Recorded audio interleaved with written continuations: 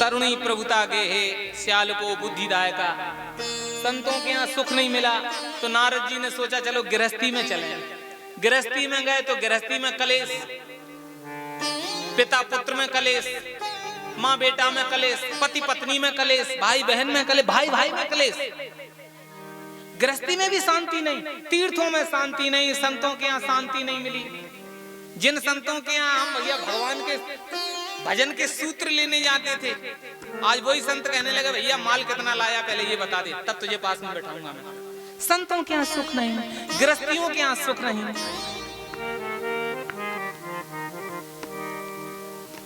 नारद जी घबराए भय चले जा रहे थे, वृंदावन के समीप से निकल गए। घबरा भय बेचैन से नारद जी घूमते, पूरे धरती पर घूमते घूमते यमुना के किनारे वृंदावन के समीप से निकल रहे थे। तो नारद जी ने देखा, बड़ा भारी आश्चर्य। नारद जी देखते हैं, क्या देखते हैं? नारद जी जैसे ही वृंदावन के समीप से निकले तो एक नारद जी को लगा कि हम एक अलग से माहौल में आए हैं और धन्य है वो वृंदावन की भूमि। इस भूमि का ये महत्व है कि वहां पर साक्षात भक्ति महारानी आज भी नृत्य करती हैं।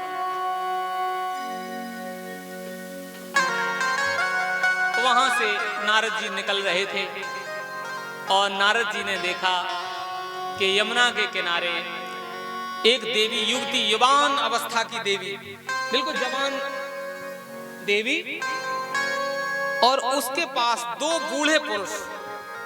देवी युवान है, दो बूढ़े पुरुष बिल्कुल कमजोर शरीर वाले पड़े हुए हैं और उस देवी की तमाम देवियां सेवा कर रही हैं। उस देवी ने नारद जी को देखा तो दूर से ही कहने लगी,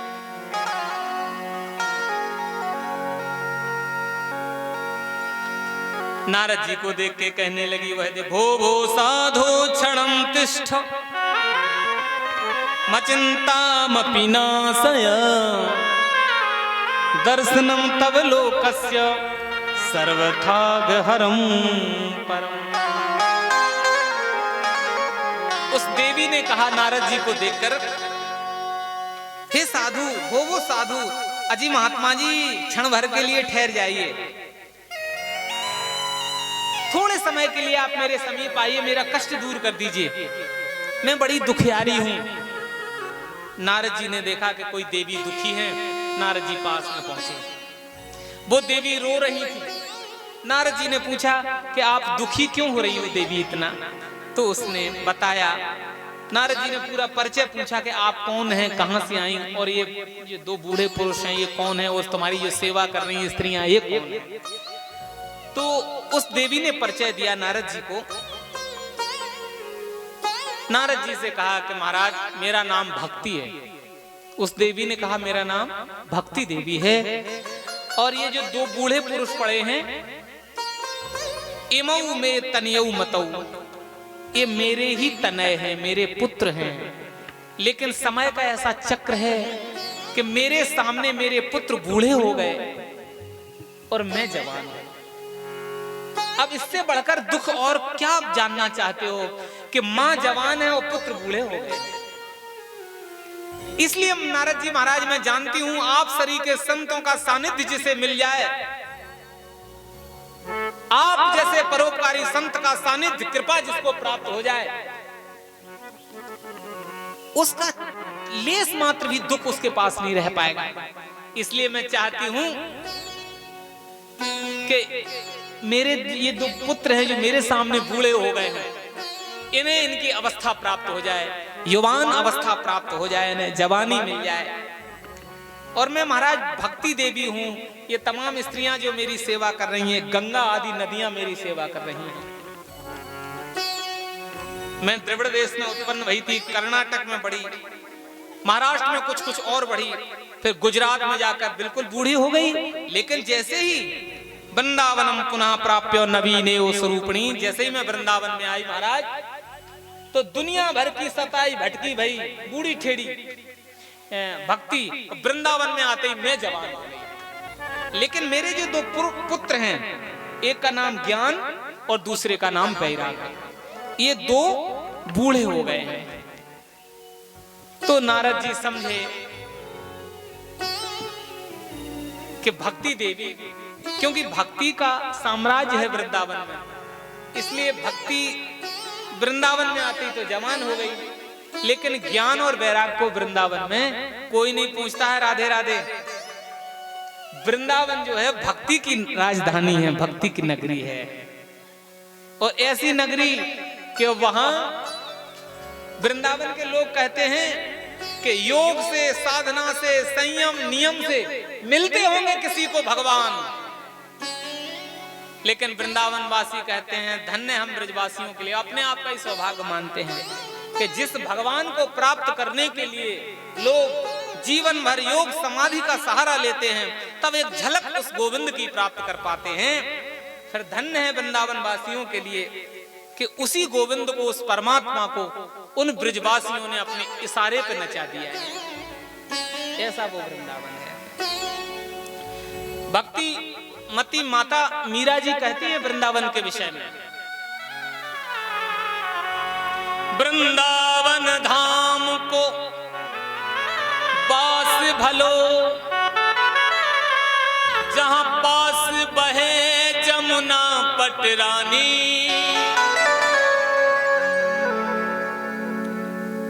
और जो जन नायक ध्यान धरे, बैकुंठ मिले तिनको रजधानी।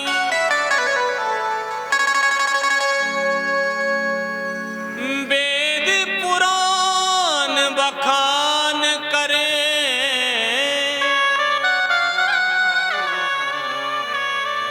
संत मुनिन की है ये बानी।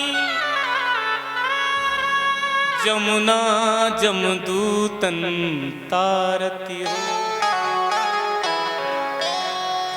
जमुना जमदूतन तारते हैं, भव तारती हैं श्री राधिका रानी। बोल राधा रानी सरकार की जय हो। इसलिए माता मीरा कहती हैं वृंदावन जाऊंगी सखी, वृंदावन जाऊंगी,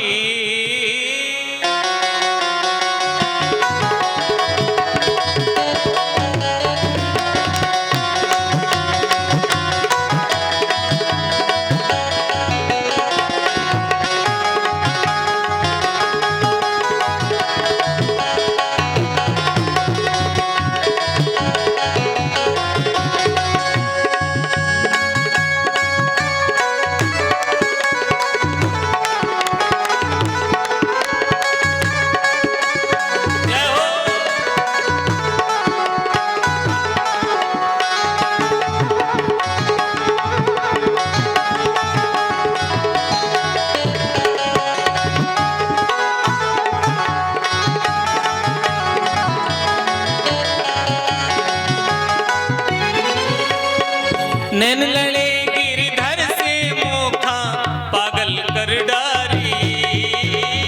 नैन लड़े गिरधर से मोखा पागल कर डारी। नैन लड़े गिरधर से मोखा पागल कर डारी। नैन लड़े गिरधर से मोखा पागल कर डारी। दुनिया से भई अखीर सखी वृंदावन जाऊंगी। दुनिया से भई अखीर सखी वृंदावन जाऊंगी। वृंदावन जाऊंगी सखी वृंदावन जाऊंगी। वृंदावन जाऊंगी सखी वृंदावन जाऊंगी। बज मुरली बज मुरली बज मुरली जमुना तीर सखी वृंदावन जाऊंगी। बज मुरली यमुना तीर सखी वृंदावन जाऊंगी। वृंदावन जाऊंगी सखी वृंदावन जाऊंगी।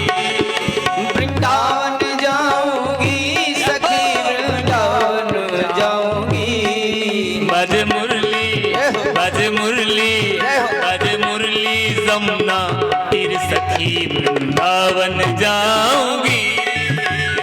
मुरली यमुना तीर सखी वृंदावन जाऊंगी।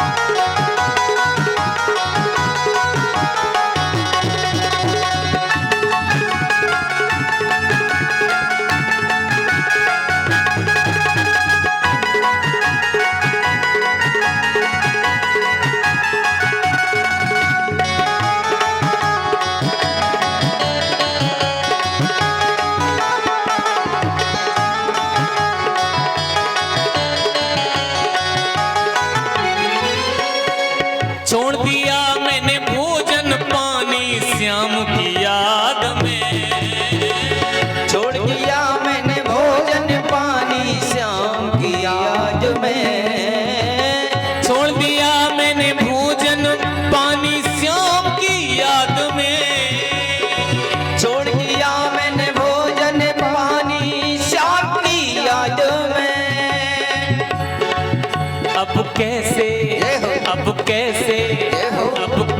दिखाऊं दिल चीर सखी वृंदावन जाऊंगी। अब कैसे दिखाऊं दिल चीर सखी वृंदावन जाऊंगी। वृंदावन जाऊंगी सखी वृंदावन जाऊंगी। वृंदावन जाऊंगी सखी वृंदावन जाऊंगी। वृंदावन जाऊंगी सखी वृंदावन जाऊंगी। वृंदावन जाऊंगी सखी वृंदावन जाऊंगी। बज मुरली जमुना तीर सखी वृंदावन जाऊंगी। बज मुरली यमुना तीर सखी वृंदावन जाऊंगी।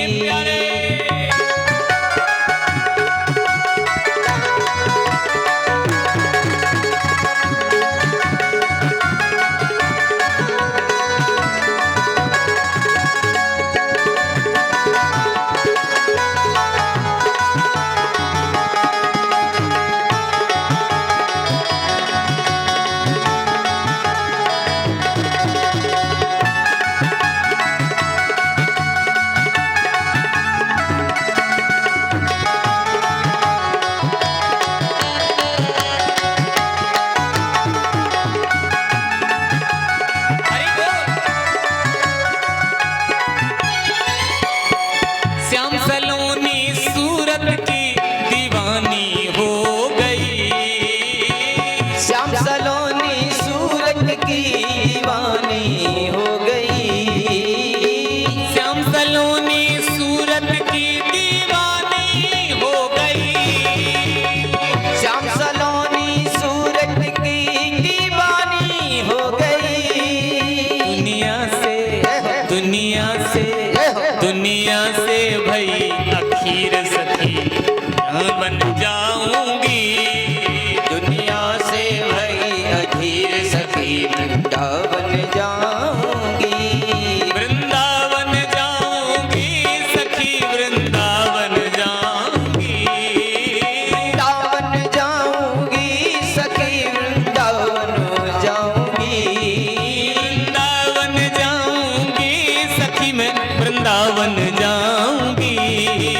वृंदावन जाऊंगी सखी मैं वृंदावन जाऊंगी। बज मुरली जमुना तीर सखी वृंदावन जाऊंगी। बज मुरली यमुना तीर सखी वृंदावन जाऊंगी। वृंदावन जाऊंगी। वृंदावन जाऊंगी। वृंदावन जाऊंगी। वृंदावन जाऊंगी। वृंदावन जाऊंगी।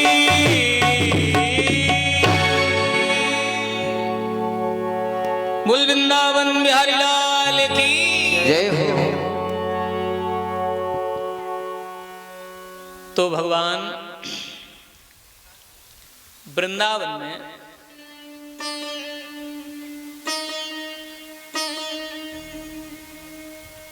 नारद जी ने कहा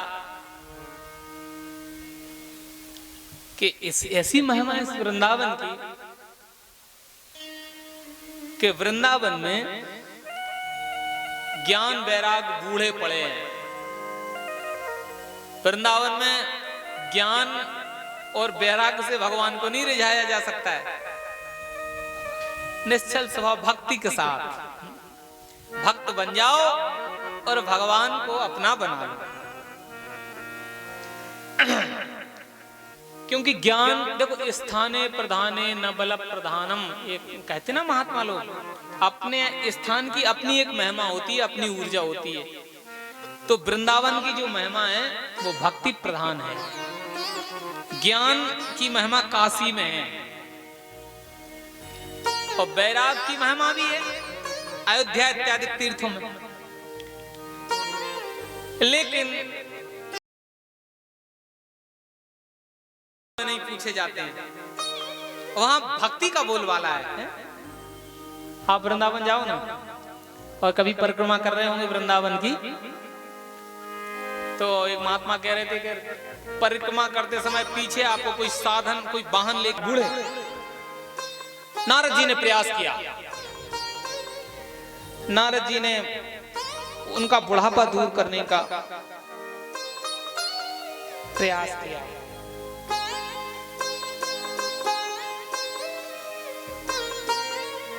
क्या किया नारद जी ने? वेद वेदांत घोषैश्च गीता पाठैर मुहुर्मुहु, वेद सुनाए, वेदांत सुनाया, गीता का पाठ सुनाया। कहां पर? उन ज्ञान वैराग के कानों में। कर्ण कुहरों से सोचा कि ये रसायन चला जाए, इनका बुढ़ापा दूर हो जाए, जवान हो जाए, लेकिन थोड़े सी होश आता और फिर गिर जाते। नारद जी ने बहुत प्रयास किया, बहुत, जब बुढ़ापा दूर नहीं हुआ तो नारद जी ने वहां प्रतिज्ञा करी कि मैं जब तक इनका बुढ़ापा दूर नहीं कर देता हूं तब तक चैन से नहीं बैठता हूं। और नारद जी वहां से चल पड़े। कब चले? बुढ़ापा दूर करने का प्रयास कर रहे थे, इतने में आकाशवाणी भई कि नारद जी ये सब कर रहे हो, ये निष्फल ही होगा। क्या करना पड़ेगा? बोले उसके लिए कोई सत्कर्म करना पड़ेगा, उसके लिए सत्कर्म करना पड़ेगा। सत्कर्म क्या है? बोले कोई महात्मा बताएंगे। तो नारद जी सत्कर्म की तलाश में महात्माओं के पास जाने लगे।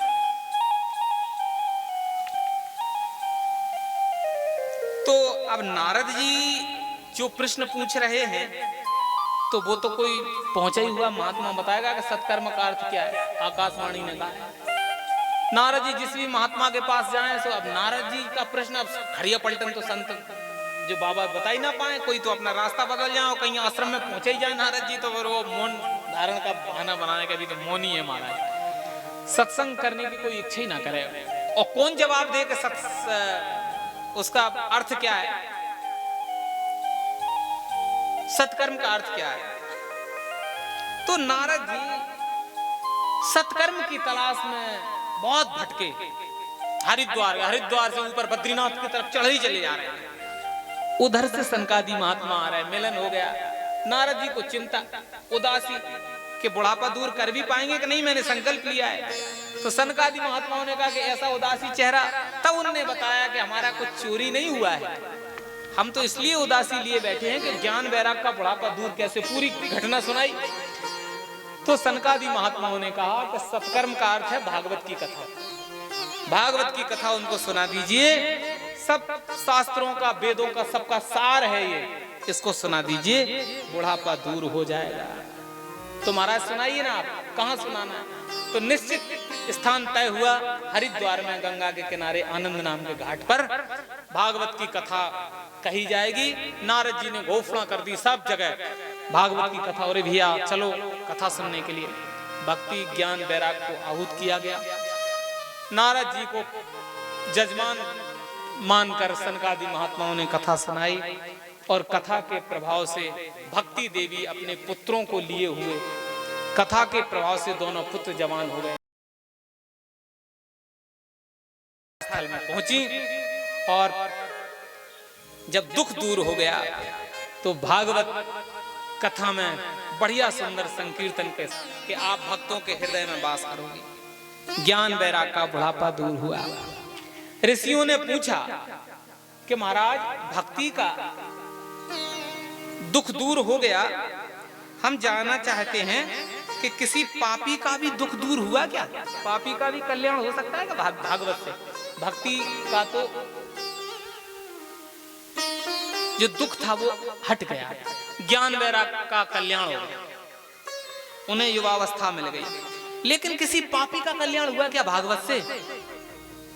तो फिर बताया गया कि भागवत तो वो ग्रंथ है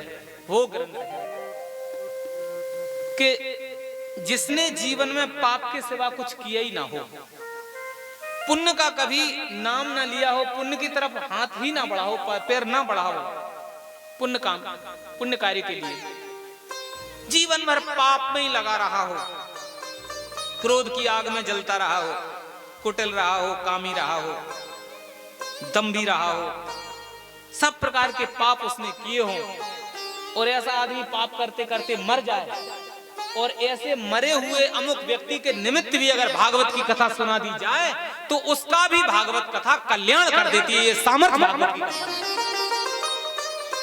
जिसने जीवन में पाप के सिवा कुछ नहीं किया, पाप करते करते मर गया। बोले किसी का किया है, तो फिर उदाहरण दिया उन्होंने, धुंधकारी की कथा सुनाई। कथा आप सभी जानते हैं कि एक आत्मदेव जी ब्राह्मण थे, उनकी पत्नी थी धुंधली बाई। धुंधली बाई कैसी थी पता है आपको? अत्र ते कीर्तिस्याम इतिहासं पुरातनम्, अत्र ते कीर्तिस्याम इतिहासं पुरातनम्, यस्य श्रवण मात्रेण पापहानि प्रजायते।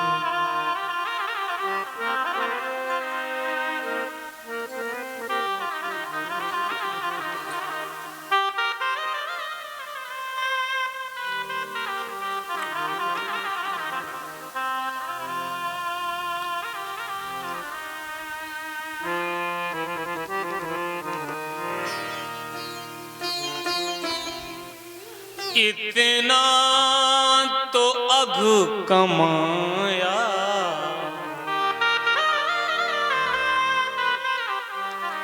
जीवन भर जिसने अग्नि पाप ही कमाया।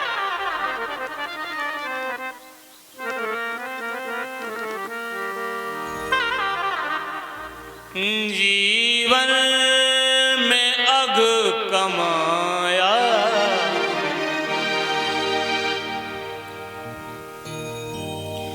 भटका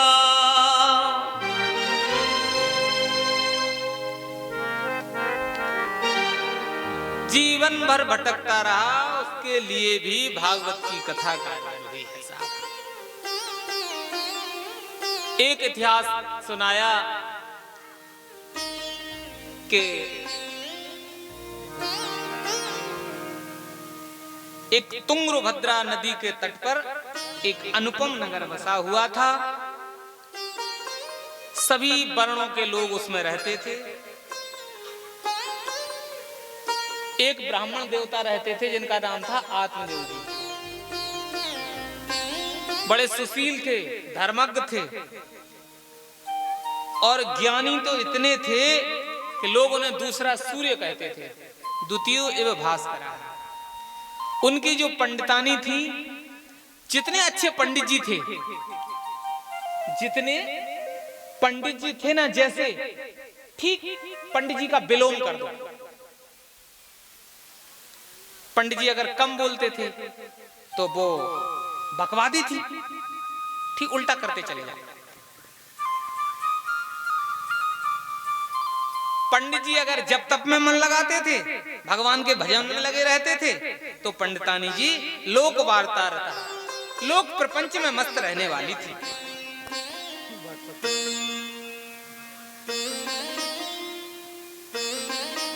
अच्छा, शांति नहीं मिलती थी। कैसी थी? लोक वार्तारता क्रूरा प्रायसो बहु जल्पका सूराचा ग्रह कृत्यसु कृपणा कलह प्रिया। कृपण में थी, कलह प्रिय बहुत थी। कलह प्रिय का अर्थ समझ रहे हो आप लोग? कलह प्रिय का अर्थ था कि जब तक वो बातचीत तो ज्यादा, संसार की बातों से ज्यादा मतलब था। किसी के सास के पास बैठ जाए तो उसकी बहू का पूरा प्रपंच सुन के आ जाए, और किसी की बहू के पास बैठ जाए तो सास का इतिहास सुन के आ जाए पूरा, और उसकी सुन करके बहू से कहे, बहू की सुन करके सास से कहे, कुल मिलाकर के बहू और सास में लाठी चार्ज ना करा दे, मोहल्ले में जब तक डंडा ना चलवा दे तब तक उसे भोजन नहीं पचता था। और आदमी समझ जाएगा कोई बात नहीं, इनकी बात ना सुन, इनकी बात नहीं सुनना, तो घर में ही लाठी। तो ऐसी धुंधली देवी थी, कोई ना मिले तो पंडित जी सामने, और वो पंडित जी तो विद्वान थे, इसलिए रास्ता उनका अलग था, वो कैसे भी करके समझौता कर जाते थे, वो अपने विवेक से निकल जाते थे। लोक वार्ता में मस्त रहने वाली थी।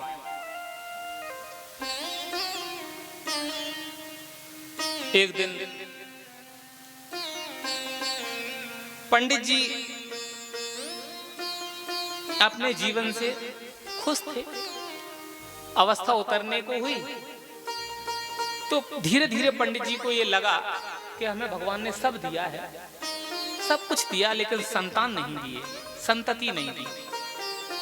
पंडित जी को धीरे धीरे अपनी जिंदगी से उबन हुई, उन्हें लगा कि हम अपमानित जिंदगी जी रहे हैं, हम अपने देवताओं को, पितरों को जल देते हैं तो वो भी प्रसन्न मन से स्वीकार नहीं करते हैं, ब्राह्मणों को दान देते हैं तो वो भी नहीं लेते। पंडित जी ने विचार किया कि अगर मैं किसी तुलसी के पौधे को घरुआ में लगा देता हूं, वृक्ष को लगाता हूं, तो वो वृक्ष सूख जाता है। मैं कभी अपने घर में गैया पाल लेता हूं तो बच्चा बच्चियां देना बंद कर देती है, बांझरी हो जाती है। देवता हमारा दिया हुआ धन सेवा स्वीकार नहीं करते हैं, ब्राह्मणों को दान दो तो वो भी प्रसन्न मन से नहीं लेते हैं। सोचने लगे कि बेकार जीवन है ये, वो इतना सब दिया, एक संतान और दे देते भगवान।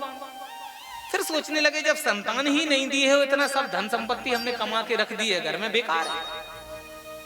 दिग्जीवतम प्रजाहीनम दिग्रहम च प्रजां विना दिग्धनम चानपत्यस्य धिक्कुलम संतति विना। पंडित जी ने कहा धिक्कार है मेरे इस धन को, जिसका कोई उपयोग करने वाला ही नहीं है,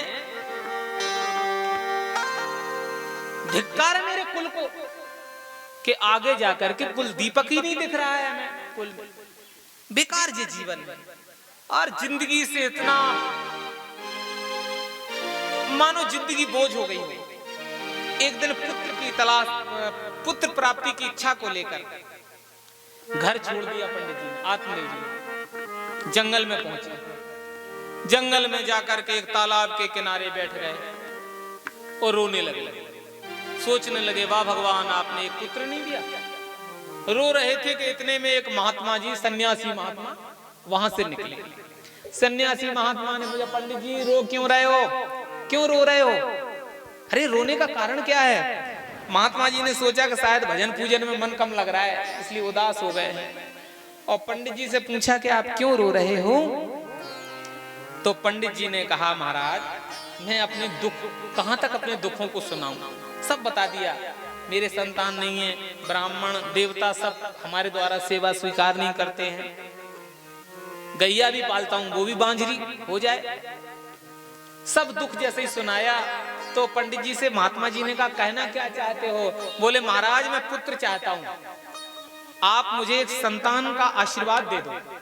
तो महात्मा जी ने सोचा अरे राम राम ये तो संतान के लिए रो रहे हैं, हम तो सोच रहे थे कि संसार से विरक्त होने के लिए रो रहे हैं, कि झूठे संसार में फंसे हैं, विरक्त कैसे हो, लेकिन ये तो और फंसने के लिए जा रहे हैं। तो महात्मा जी ने पंडित जी के माथे की रेखाओं को पढ़ा। अब माथे की रेखाओं को पढ़ा तो महात्मा जी ने देखा कि पंडित जी तो इस जन्म में रो रहे हैं, इस जन्म के लिए कि इस जन्म में कोई संतान नहीं है।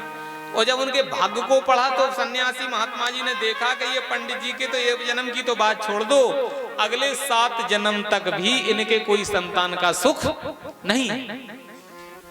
महात्मा जी ने, बाबा जी ने, महात्मा जी ने कहा कि तुम्हारे तो अगले 7 जन्म तक भी संतान का सुख नहीं है। मुंचक ज्ञानम प्रजारूपम बलिष्ठा कर्मणो गति विवेकम तु समासाद्य त्यज संसार वासनम।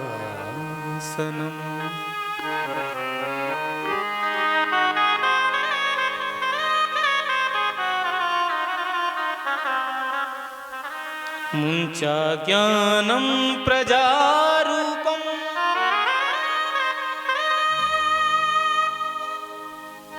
ये पंडित जी, ये ब्राह्मण देवता, ये प्रजा प्राप्ति का मोह त्याग दो, तुम्हें संतान सुख नहीं लगेगा। सो पंडित जी और रोने लगे और सिर पटक के रोने लगे कि हम तो समझ रहे थे कि संत महात्माओं के पास जाने से समस्याएं कम हो जाती हैं, समस्याओं का अंत हो जाता है, लेकिन आज हम देख रहे हैं कि इससे अच्छा था तो कि हमारे जीवन में कोई महात्मा नहीं थे, संत नहीं थे। कम से कम इसी जीवन के लिए तो रो रहे थे कि इस जन्म में हमें संतान का सुख नहीं है, लेकिन आप और मिल गए बड़े आदमी। आपके मिलने से हमारा दुख 7 गुना और बढ़ गया। 7 जन्म का और पता चल गया कि अगले 7 जन्म तक भी संतान नहीं है। जय हो महाराज, अच्छे पधारे आप मेरे जीवन में। तो सन्यासी ने कहा कि हम क्या करें, तुम्हारे भाग्य में नहीं लिखा इसलिए हमने बता दिया। लेकिन पंडित जी ने तर्क दिया कि भाग्य में भले ही ना लिखा हो, विधाता ने हमारे भाग्य की रेखाओं में भले ही ना लिखा हो कि संतान सुख नहीं है, लेकिन हमने ये भी पढ़ा है, ये भी सुना है कि संत अगर अनुकूल हो जाएं, संत प्रसन्न हो जाएं, तो विधाता की लेखनी भी मिट जाती है। भगवान भी अपने वचनों से मुकर जाते हैं अगर कहीं संत अनुकूल हो करके किसी को आशीर्वाद दे। तो हमने ये भी सुना है।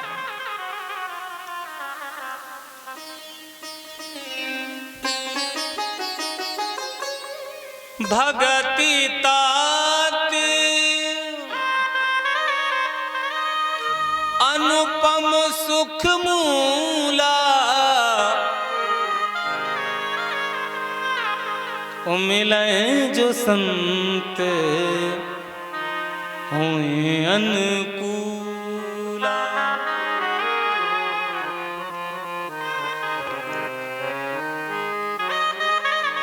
अरे मोरे बचन चाह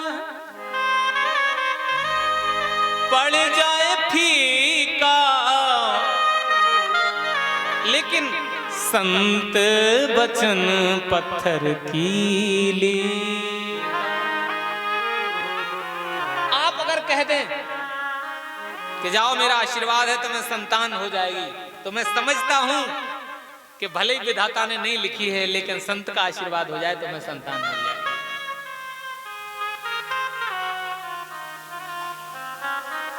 संत जिसके जीवन में आ गए, जिंदगी बदल गई। संत अर्थ ही है बिगड़े को बना देना। साधु का अर्थ है जो दूसरे की बिगड़ी बना दे, दूसरे के बिगड़े कार्य को साध दे, वही तो साधु है। जिसकी जीवन की सारी समस्याओं का एकदम अंत हो जाए, जिस महापुरुष के जीवन में आने से, बस उसी को संत कहते हैं। इसलिए आप आ गए हो और आप आशीर्वाद दें तो निश्चित है कि हमें संतान का सुख प्राप्त हो जाएगा।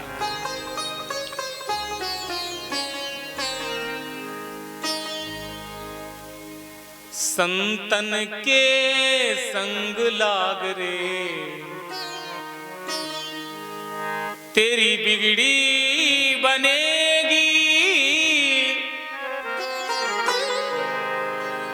बिगड़ी बनेगी तेरी किस्मत जगेगी, किस्मत जगेगी तेरी बिगड़ी बनेगी। ध्रुव की बन गई, प्रहलादों की बन गई, ध्रुव की बन गई, प्रहलाद की बन गई, केवट की बन गई, नाव के चढ़ाए से।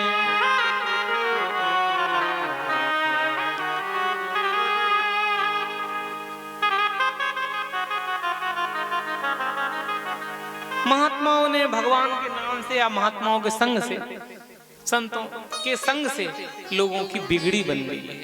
इसलिए हमें विश्वास है कि हमारी भी बन जाए। और अगर आप हमें आशीर्वाद नहीं देते हैं तो हम आपके चरणों में ही सिर पटक के अपने जीवन का अंत कर लेंगे, लेकिन हम खाली हाथ नहीं लौटेंगे यहाँ से। सन्यासी महात्मा सरल थे, महात्मा तो होते ही हैं दयालु। उन्होंने कहा ये अगर मेरे पास मर जाएंगे तो फालतू में ब्राह्मण हत्या लगेगी, इसलिए भगवान से प्रार्थना करी कि प्रभु हमने जो भी भजन जब तक किया हो, हम अपने लिए कछु नहीं मांग रहे, अगर कुछ किया है तो आप कृपा प्रसाद फल दे दीजिए और मैं ब्राह्मण के हाथ में पकड़ा दूं और उससे इन्हें संतान का सुख प्राप्त हो जाए। भगवान की कृपा से एक फल मिला और सन्यासी महात्मा ने पंडित जी को दे दिया। पंडित जी जाओ ये फल ले जाओ, पत्नी को दे देना, और सारे नियम बता दिए, ऐसे नियम से रहे तो 10वें महीने तुम्हें पुत्र सुख प्राप्त होगा। अब पंडित जी बड़े प्रसन्न हुए, बहुत प्रसन्न हो गए, बहुत आनंद आया पंडित जी को। उस फल को लेकर के घर पहुंचे तो अपनी पत्नी कौन है? धुंधली बाई। धुंधली बाई को तो तुम समझती ही हो, बोलने वाली ज्यादा है, लाठी चार्ज में विश्वास करती है।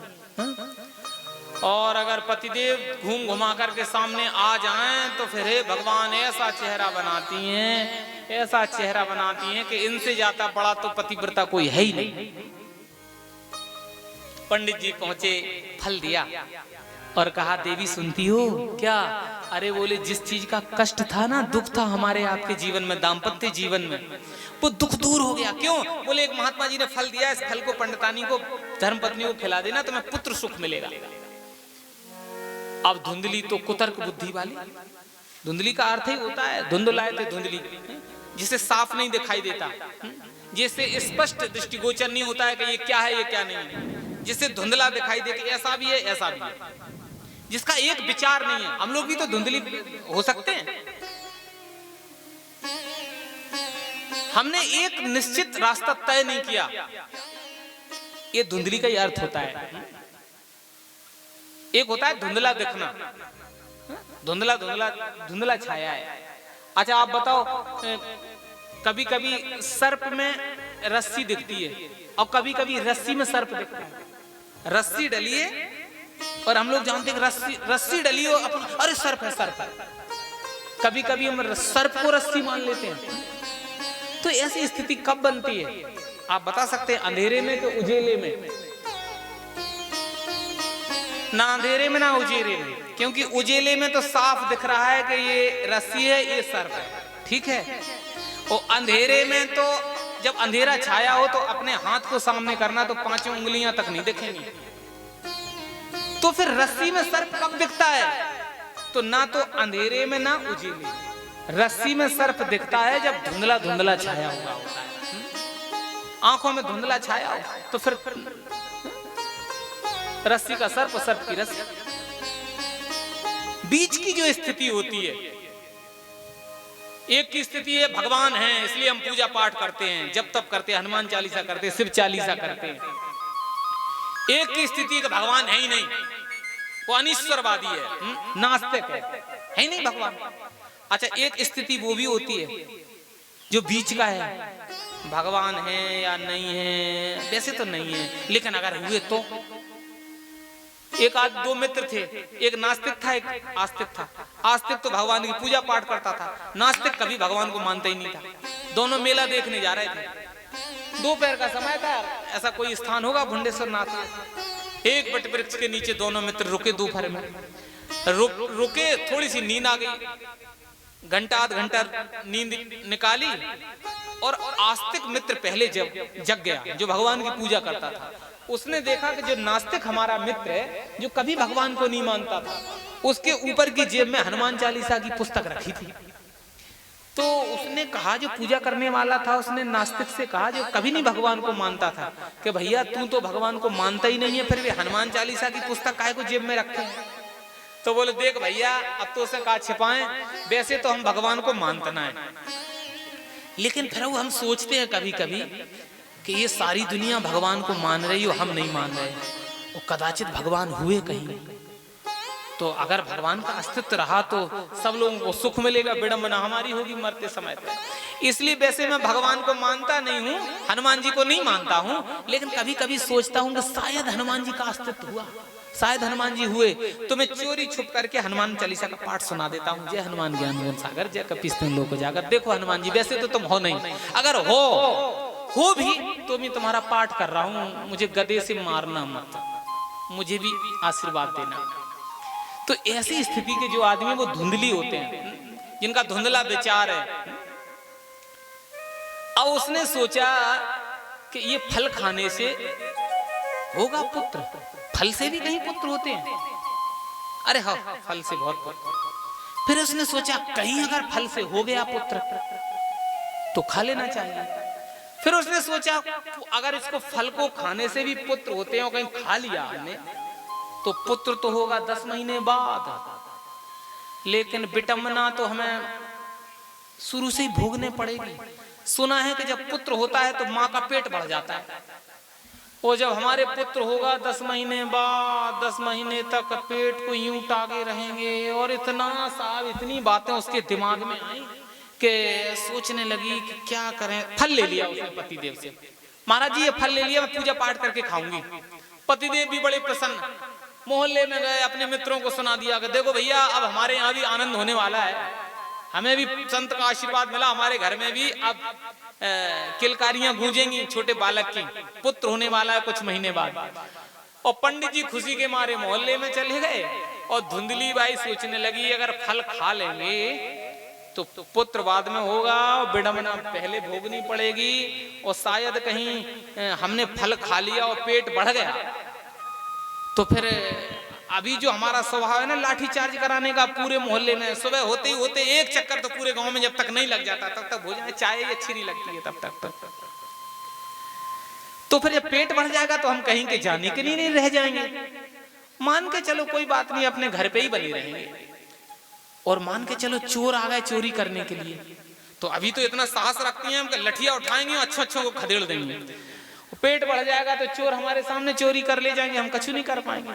चोर भी नहीं है, माना कि आग लग गई घर में।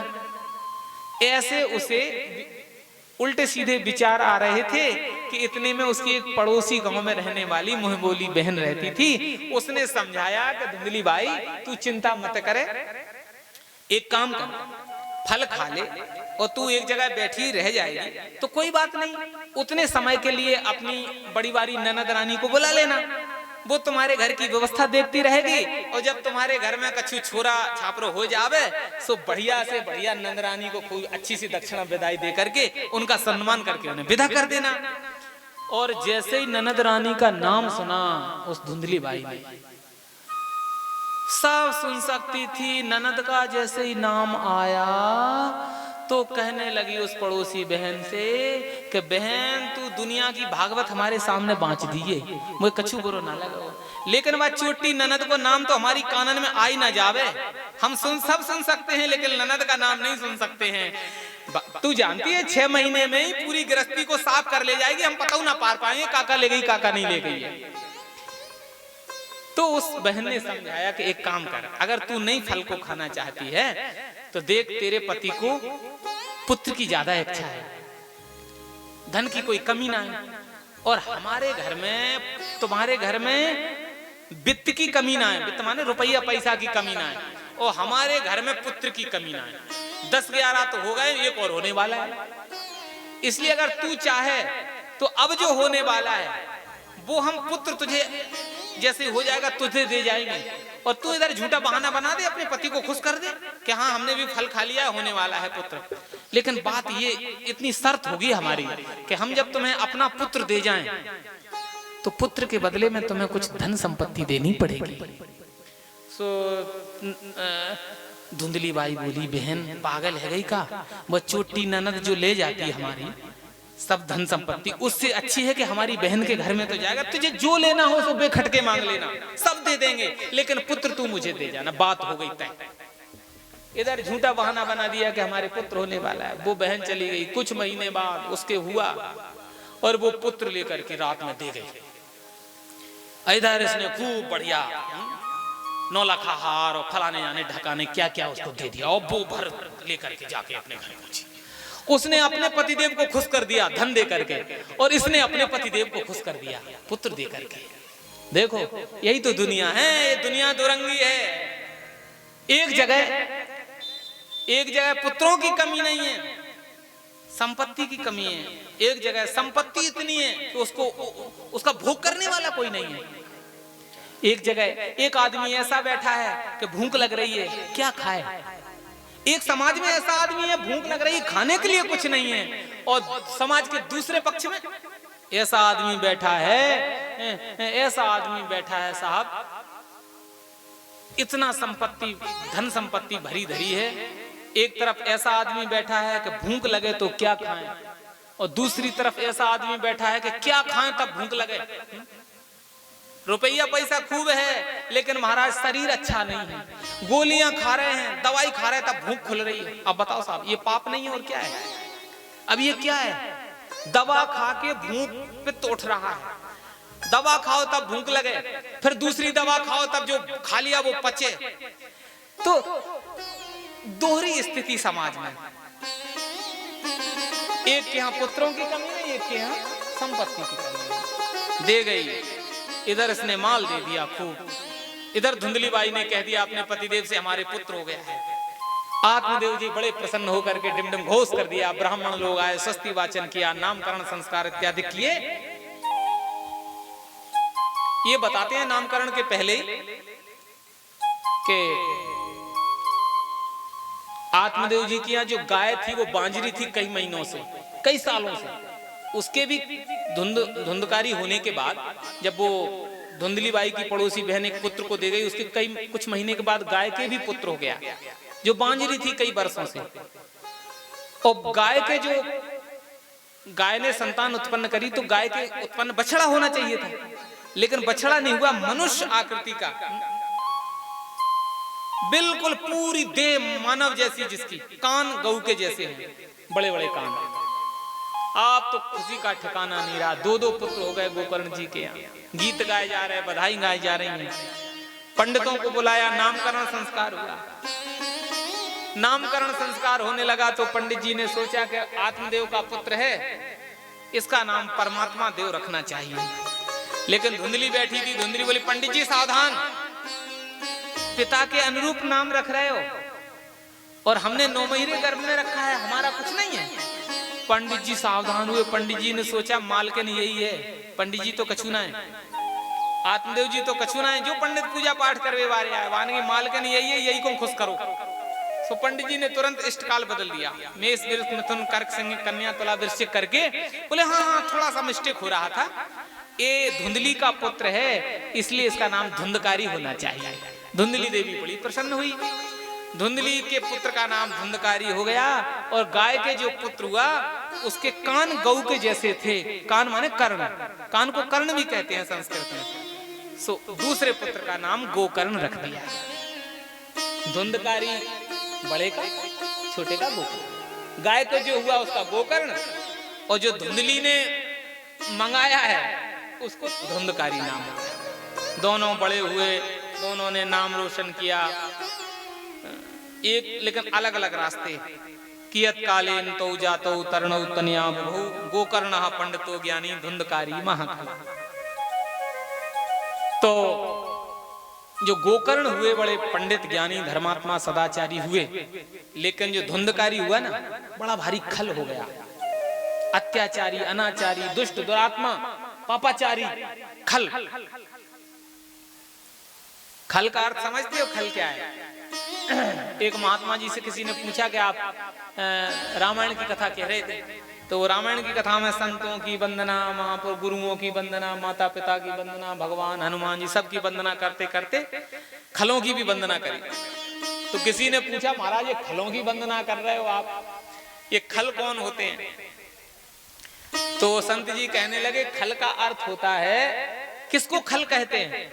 बोले खल का अर्थ है जो जिसका दो ही काम है। हम नहीं कहते बड़े भारी खल हो तुम, तो खल है कौन, कौन सा काम करे तब उसको हम खल कहें। तो खल के दो ही काम होते हैं, क्या क्या? खा में दो अक्षर, खल में दो अक्षर हैं, खा और ला। तो खा से खाए और ला से लड़े। जिसका एक ही दो ही काम हो, खाए और लड़े, खाना और लड़ना। तो संत जी कहने लगे इसमें एक काम और, एक बात और जोड़ दो। बोले क्या? बोले सच्चे अर्थ में खल वही होता है कि जिसका खाए और उसी से लड़े। तुम्हारा ही खाएगा खल और तुम ही से लड़ लो। तो ऐसा हो गया धुंधकारी। बड़े शिकायत शिकवे आए इसके, लेकिन ये लाड़ला था। तो जब बड़ा होने लगा तो चोरी करने लगा, छोटी छोटी चोरी उद्दंडता करे, तो माता पिता ने ध्यान नहीं दिया। और जब बड़ा हुआ तो इसके अपराध बढ़ते चले गए। पहले तो बच्चों के साथ चोरी करता था खेल खेल, कई सूरदासों को कुएं में धकेल दिया। अंतोगत्वा जो ब्राह्मण पुत्र था, आज उसने दुराचारी होकर के, कुमार्गी होकर के अपने ब्राह्मणत्व को ही नष्ट कर लिया। ब्राह्मण कहलाने का अधिकारी नहीं रहा। क्यों? मांस भक्षी हो गया, मदरा सेवन करने लगा, कुमार्गी हो गया, गलत रास्ते जुआ खेलने लगा। तो एक दिन धुंधकारी को जब बिगड़ता हुआ देखा, तो धुंधकारी के पिता आत्मदेव जी ने कहा, आत्मदेव जी को जब शिकायत आई तो आत्मदेव जी ने आज डांटते हुए अपने पुत्र से कहा, अरे मूर्ख, तूने हमारे स्वर्ग जैसे घर को नरक का अड्डा बना दिया है। जिस हमारे घर में वेद पुराण शास्त्र शोभित होते थे, तुलसी का वृक्ष शोभित होता था, उस घर में ये क्या तूने मचा रखा है? क्या आतंक मचा रखा है? डांटा। तो आज धुंधकारी अपने पिता को पलट करके कहने लगा, ध्यान देना, पलट करके समझाने लगा, डांटने लगा कि अरे पिताजी तुम्हारी बुद्धि सठिया गई है, तुम 60 वर्ष से ज्यादा के हो गए इसलिए सठिया गए, चुप रहो। अब मैं जो कर रहा हूं वही ठीक है, तुमने जो किया तुम्हारा समय था, लेकिन वर्तमान में जो मैं कर रहा हूं वही सही है। आज पिता ने सोचा कि हे भगवान, आज आत्मदेव जी ने सोचा कि ठीक कहा था उस महात्मा ने कि तुम्हें पुत्र का सुख लिखा नहीं है, 7 जन्म तक भी तुम्हें पुत्र का सुख नहीं लिखा है, लेकिन हमने जबरदस्ती करके पुत्र मांगा है, लेकिन पुत्र तो मांग लिया, लेकिन पुत्र का सुख हमें नहीं मिला। मेरा पुत्र मेरे सामने मेरा अपमान कर रहा है, मेरे विपरीत रास्ते पे जा रहा है।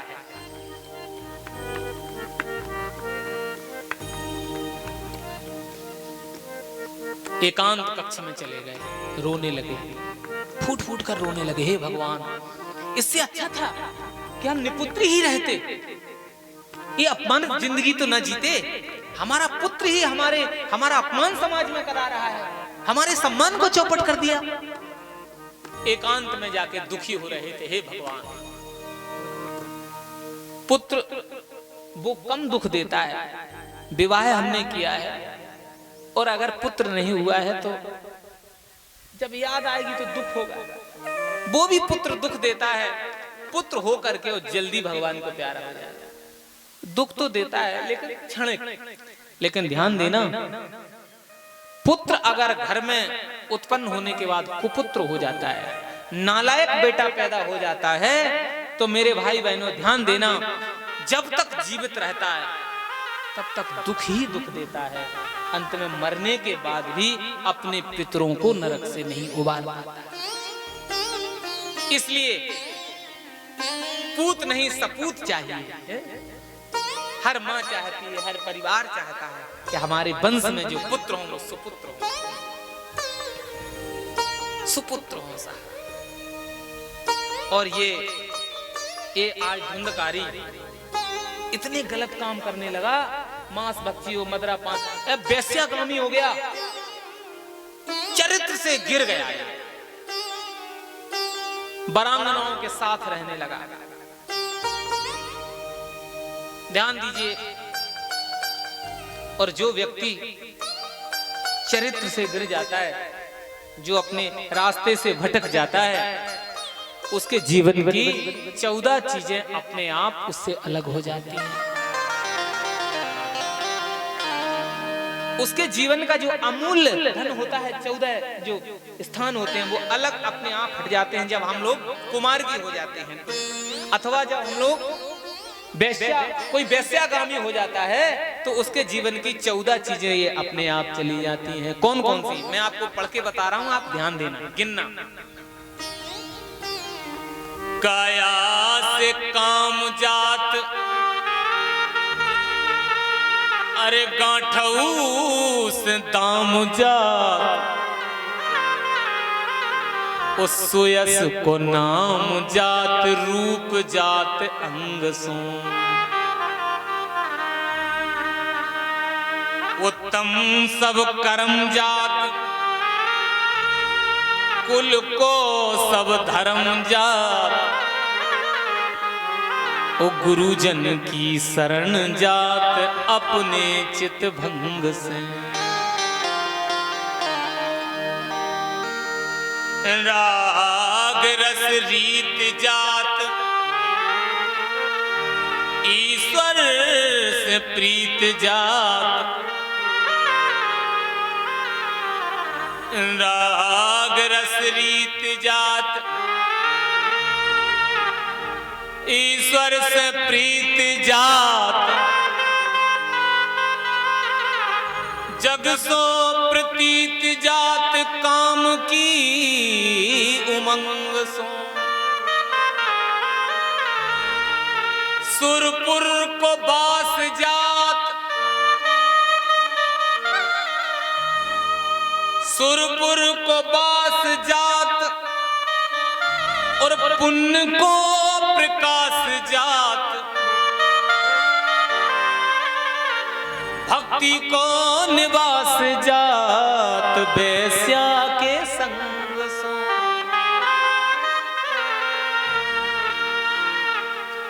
काया से काम जात, गांठऊ सो दाम जात। इसलिए ये सब चीजें चली जाती हैं, और ये सब धंधकारी की चीजें चली गई।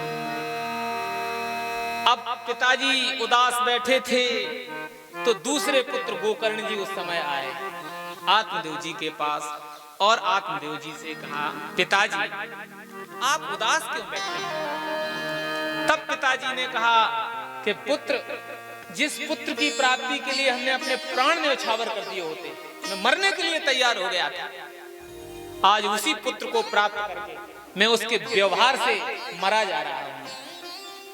ना उसके व्यवहार ने ऐसा कर दिया, ना मैं मर पा रहा हूं, ना जिंदा रह पा रहा हूं। क्या करूं, क्या ना करूं?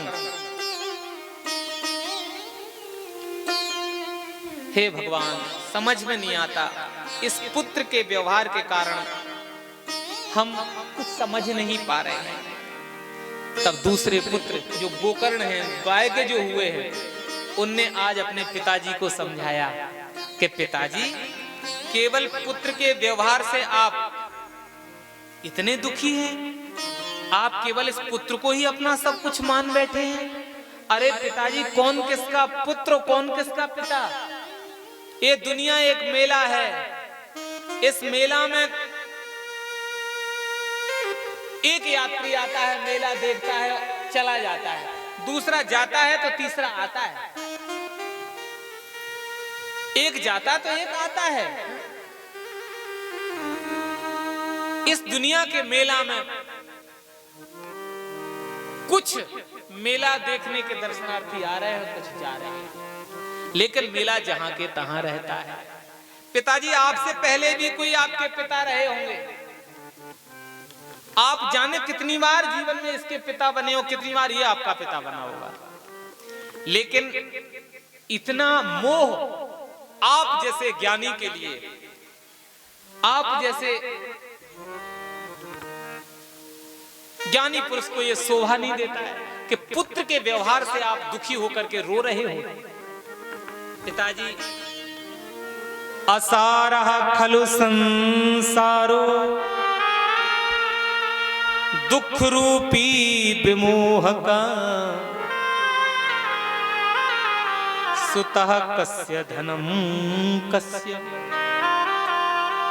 पिताजी, यह संसार अपार है,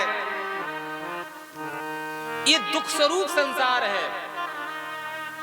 इस संसार में आप सुख ढूंढ रहे हो, इसलिए पिताजी अगर सुख चाहते हो तो सच्चा सुख तो भगवान के चरण में। अब आपने अपना जो दायित्व था वो निर्वाह कर दिया। अब आपकी जो अवस्था है वो परिवार से चिपकने की नहीं है। अब तो आप भगवान का भजन करें। तमाम तरह से समझाया पिताजी को कि पिताजी, आपके पिताजी जब इस दुनिया से चले गए तो उनने कभी स्वर्ग से आपको टेलीफोन किया कि पुत्र अब कैसे रह रहे हो तुम, कोई दुख तो नहीं है? पिताजी बोले नहीं, हमारे पिता ने जाने के बाद हमारी खबर नहीं ली और कहा कि पिताजी आपके इस पुत्र ने आने के पहले आपको चिट्ठी डाली थी क्या कि पिताजी मैं आ रहा हूं, इंतजाम कर लेना? बोले नहीं नहीं, ऐसा भी कुछ नहीं है। तो बोले पिताजी बस यही दुनिया है कि कोई आ रहा है तो कोई जा रहा है। इस दुनिया में कोई आ रहा है, कोई जा रहा है, इसलिए आने का दुख नहीं, जाने का गम नहीं। इसलिए पिताजी, जहां होती हैं खुशियां वहां कुछ गम भी होते हैं, जहां बजते हैं नक्कारे वहां मातम भी होते हैं। कहीं दुख है तो कहीं गम है। किसी घर में कोई पुत्र के रूप में जन्म ले रहा है तो किसी घर में कोई वृद्ध के रूप में इस संसार से विदा ले रहा है। इसलिए पिताजी, समझदार व्यक्ति को चाहिए कि ना खुशी में भूले नहीं और गम में रोए नहीं। पिताजी, इसलिए आप इस झूठे संसार को सब कुछ ना मानकर भगवान का चिंतन बढ़ाएं। और किसी ने बड़ा अच्छा कहा है, अरे कोई आए कोई जाए ये तमाशा क्या है। कोई आए कोई जाए ये तमाशा क्या है। कोई आए कोई जाए जय हो। ये तमाशा क्या है। कोई आए कोई जाए ये तमाशा क्या है। समझ में कुछ नहीं आता, समझ में कुछ नहीं आता ये दुनिया क्या है। समझ में कुछ नहीं आता ये दुनिया क्या है।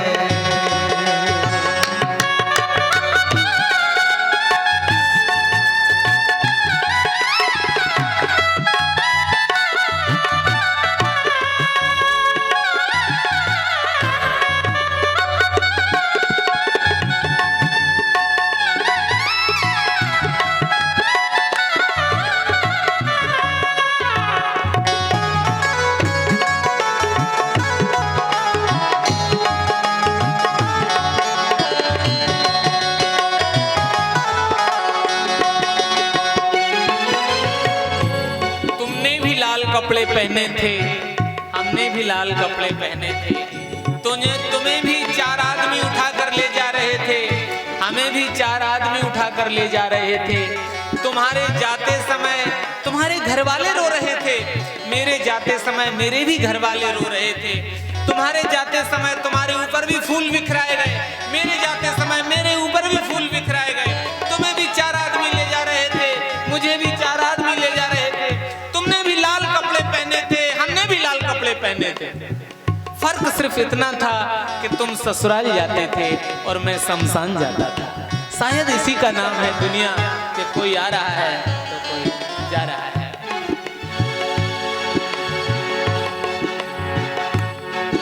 तुम्हें तो आदत है गिन गिन के चीज लेने की।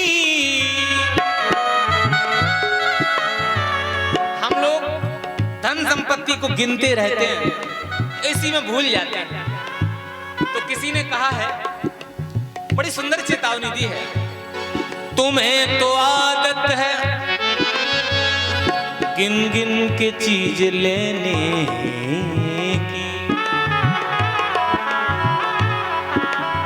गिन गिन के चीज लेने की, लेने देने की। तुम्हें तो आदत है गिन गिन के चीज लेने देने की, लेकिन तेरी भी गिनती नहीं दौलत को गिनता क्या है। तेरी भी गिनती नहीं दौलत तो गिनता क्या है। कोई आए कोई जाए, ये दुनिया क्या है। कोई आए कोई जाए, ये दुनिया क्या है। समझ में कुछ नहीं आता, समझ में कुछ नहीं आता, ये तमाशा क्या है। समझ में कुछ नहीं आता, ये तमाशा क्या है।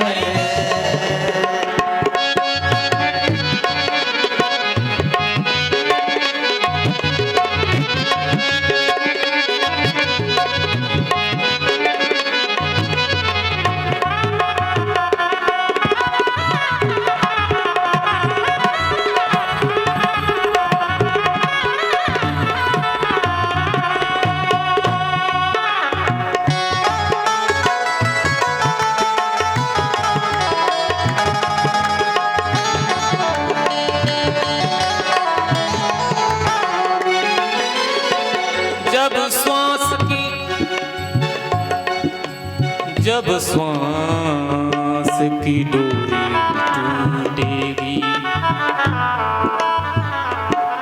जब श्वास की डोरी टूटेगी,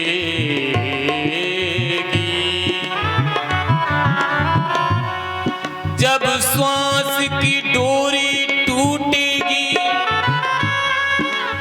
तो दोस्त तेरे बोलेंगे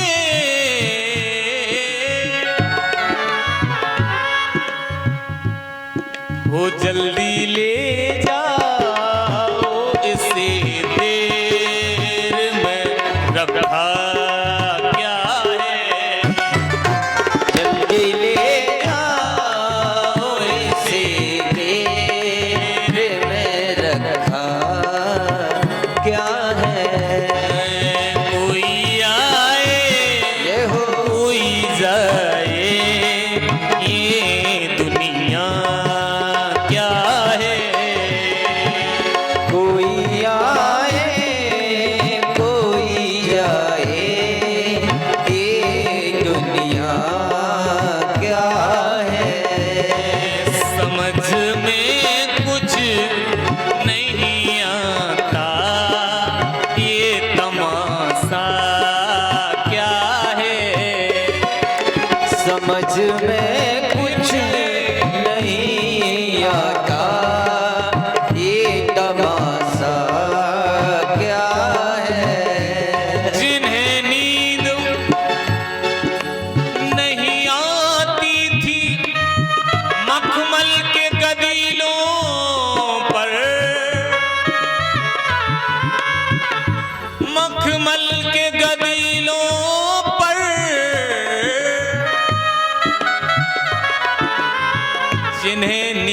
नहीं आती थी मखमल के गदीलों पर, लेकिन वो वही शमशान में लेटे, वही शमशान में लेटे, ये तमाशा क्या है? वही शमशान में लेटे, ये तमाशा क्या है? कोई आए कोई जाए, ये दुनिया क्या है? कोई आए कोई जाए, ये दुनिया क्या है? समझ में कुछ नहीं आता, समझ में कुछ नहीं आता, ये दुनिया क्या है? समझ में कुछ नहीं आता, ये दुनिया क्या है? ये दुनिया क्या है? ये दुनिया क्या है? ये दुनिया क्या है? ये दुनिया क्या है? गोकर्ण जी ने ऐसा उपाख्यान किया। आज पुत्र के वचनों से मन को शांति, विचारों में एक क्रांति खड़ी भई और नश्वर संसार को त्याग कर जंगल में जाकर के भागवत के 10वें स्कंद का पाठ करते करते आत्मदेव जी ने अपने आप को भगवान में समर्पित कर दिया। और धुंधकारी यहाँ बड़ा भारी कुमारगी हो गया, तो वैश्याओं के संग के कारण वैश्याओं के द्वारा ही उसकी मृत्यु हो गई, भयंकर प्रेत बन गया। अंत में भागवत के प्रवचन से ही उसकी मुक्ति हो गई। और फिर जाकर के श्रोता वक्ता के नियम सुना करके आज के दिन की कथा का विश्राम यहाँ हो जाता है। बोलिए भुंडेश्वर नाथ की जय हो। भागवत महापुराण